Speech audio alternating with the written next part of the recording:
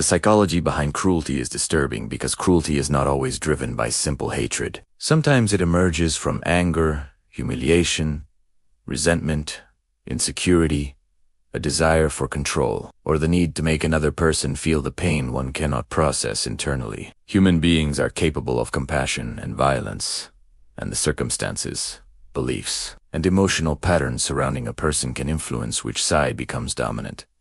One pathway toward cruelty is dehumanization. When someone stops seeing another person as a complex human being with feelings and instead reduces them to an enemy, an obstacle, or something undeserving of respect, harming them becomes psychologically easier.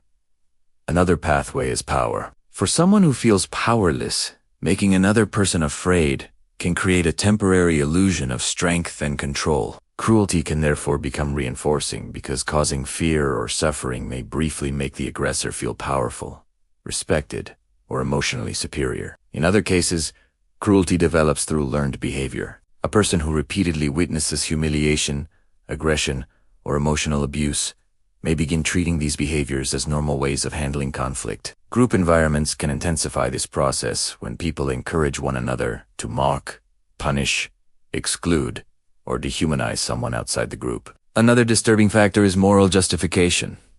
People rarely see themselves as villains. They may convince themselves that the other person deserves punishment, that they are teaching a lesson, or that their actions are necessary. Once cruelty is wrapped in a story of righteousness, conscience can become easier to silence. The greatest tragedy is that cruelty can create a psychological cycle in which resentment produces harm.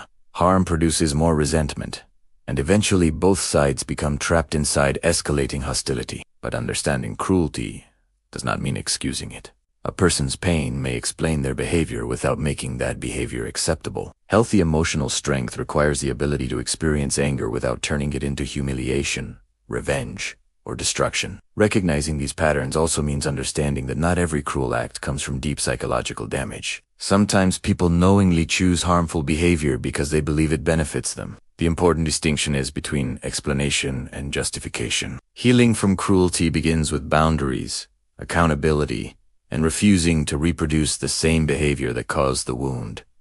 You can be angry without becoming cruel. You can defend yourself without dehumanizing another person. You can seek justice without allowing hatred to consume your identity. Perhaps the darkest truth about cruelty is that it can make a person feel powerful for a moment, or gradually destroying the very qualities that make meaningful human connection possible. Real strength is not the ability to make someone else suffer. It is having the power to cause harm and choosing not to become the kind of person who needs another person's pain to feel powerful.